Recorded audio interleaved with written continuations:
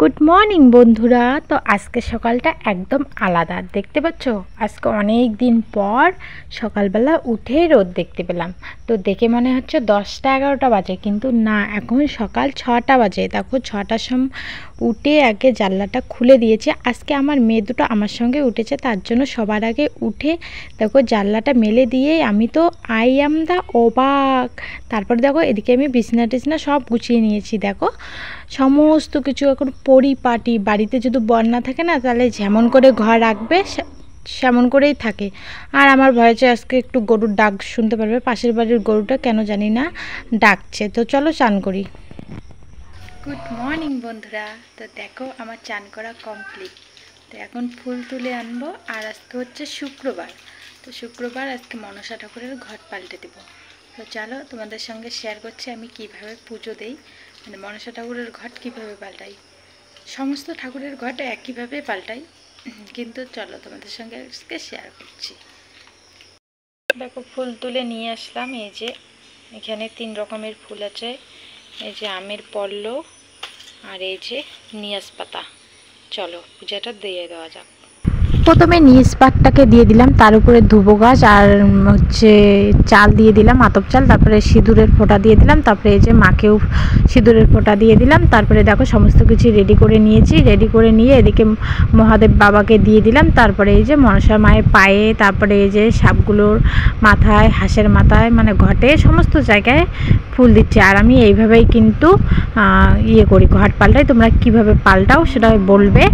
আর কি বলো তো, আমি সেদিন মানে ধূপ তারপরে প্রদীপ মানে দুটাই জ্বালাই। তো ঘরে যেটা থাকে সেটা দিয়ে নিবেদন করি। তো দেখো পুজো দেওয়ার পর মাকে কেমন লাগছে অবশ্যই কিন্তু বলবে, আর এদিকে বাবাকেও কেমন লাগছে পুজো দেওয়ার পর অবশ্যই বলবে। তারপরে চলে আসলাম খাবার করতে। দেখো খাবার করতে এসে এই যে আমি কিন্তু ঝাড়তে পারি না, তো যেটুকু পারি একটু পারি, বেশি পারি না। তো আমার শাশুড়িমা কি বলবে তোমরা শুনো, আমি ঝাড়তে পারি না দেখে।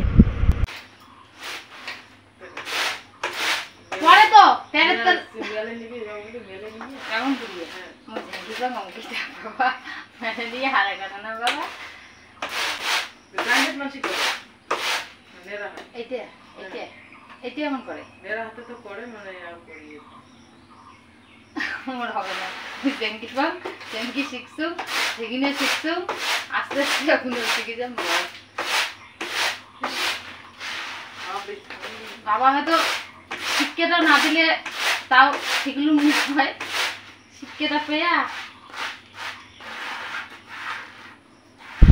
তো শুনতেই পেলে কি বললো। তো এইভাবে আমাকে কাজ শিখিয়ে দেয়। আমি যেটা পারি না সেটা আমাকে এইভাবে শিখিয়ে দেয় যে এইভাবে কর, ওভাবে কর। তো সেভাবেই আমি করার চেষ্টা করি। কেউ তো বাপের বাড়ি থেকে শিখে আসে না, শ্বশুরবাড়ি এসেই বলো শিখে। তো আমিও শ্বশুরবাড়ি এসে শিখছি। তারপরে দেখো খাওয়া দাওয়া কমপ্লিট। তারপরে এদিকে কাপড় জামাগুলো কেচে দিচ্ছি দেখো। আর এদিকে বাসনও কতগুলো ঢিপ হয়ে আছে, সেগুলোও মেজে নেবো। আর আজকে কিন্তু আমার শাশুড়ি মা খাননি, উনি আজকে একাদশী, মাসে যেহেতু 2টা একাদশী পড়ে, মানে আমি তো জানি না কি একাদশী, তো 2টে করে পড়ে, সেই একাদশী মা পালছে। তো আমি আর আমার শ্বশুরমশাই আজকে মানে বাড়িতে খাবো। আর মা আজকে সারাদিন উপোস থাকবে, সন্ধ্যাবেলা কিছু একটা খেয়ে নেবে, ফল টল বা সাবু টাবু এগুলো খেয়ে নেবে। তো চলো ফটাফট করে কাজগুলো করে নেই, যেহেতু মোটরটা চালু করে আছে, তার জন্য ভাবলাম কাপড়গুলো ওদিকে কাপড়গুলোতে জল দিয়ে তারপরে বাসনগুলো মেজে বাসনগুলোকে ধুয়ে তারপরে কাপড়গুলোকে চিপে নেবো। এইভাবে কাজ করি আমি। একটু আগে দেখতেই পেলে সকালবেলা কত রোদ ছিল, কত মানুষ দেখো ভুট্টা টুট্টা শুকাতে দিয়েছে, ধান শুকাতে দিয়েছে। এখন আকাশটা মেঘলা করেছে, দেখো এখন সবাই ধান ভুট্টা টুট্টা সবাই তুলে নিচ্ছে। দেখতে পাচ্ছ আকাশটা কি শুরু করে দিয়েছে, এই রোদ এই বৃষ্টি, কি করা যাবে আর বলো। আকাশের সঙ্গে তো কেউ লড়তে পারবে না, ভগবান যা চায় ভালোর জন্যই চায়, কি করা যাবে আর। তো দেখো ছোটো মেয়েকে ঘুম পাড়িয়ে দিলাম। তো আমার সমস্ত কাজ শেষ। তো আজকে তো রান্না বান্নার চিন্তা নেই। তো চলো আগে ভিডিওটাকে এডিট করে নেই। আর রান্না বান্নার তো চিন্তা নেই, কারণ আজকে মা বাড়িতে এসে মেয়েকে দেখতে পারবে, আমি রান্না করতে পারবো। তো চলো দেখতে থাকো। দেখো কি মুষলধারা বৃষ্টি শুরু হয়ে গেল। মানুষগুলো ভুট্টা ধানগুলো না তুলতেই পারলো না, তাতে বৃষ্টি চলে আসলো। ওইভাবে প্লাস্টিক দিয়ে ঢেকে দিল, নিচ দিয়ে তো জল যাচ্ছে, নিচেরগুলো না ভিজে গিয়েছে।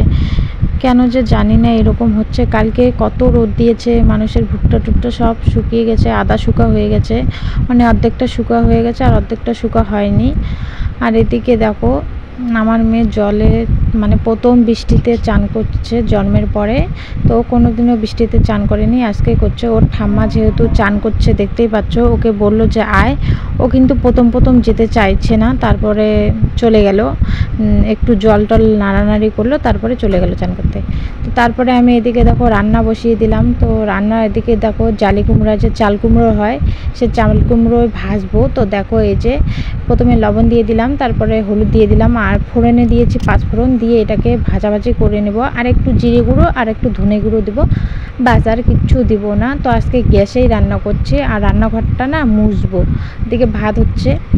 আর দেখো এই জিনিসটা তোমাদেরকে আমি অনেক দিন থেকে দেখাতে চাই, কাছ থেকে, সেদিন তো দূর থেকে দেখেছে। দেখো আজকে আমাদের বাড়ির পাশেই দেখো একদম ধান কাটছে। দেখো এই যে ধান কাটা গাড়ি, কত কিছু যে দেখতে হবে। মানে হয় আমাদের মেয়েগুলো যখন বড় বড় হবে তখন হয়তো মানুষ আর মানে মানুষের কাজ করে খাবে না, আরও কত কিছু আমাদের মেয়েগুলো দেখবে, একদম ডিজিটাল হয়ে যাবে।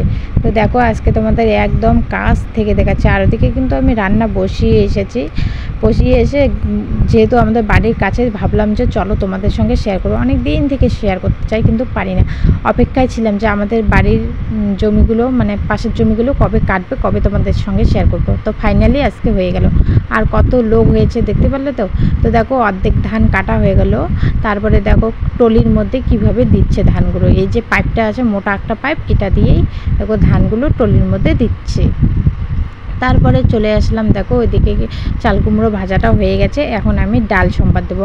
আর আমাদের বাড়িতে কিন্তু প্রতিদিন ডাল হয়, তোমরা সেটা দেখতে পাও। কারণ কেন বলো তো, আমার শ্বশুরমশাই ডাল খেতে প্রচণ্ড ভালোবাসে, তো তার জন্য ওনার জন্যই ডাল করা হয়।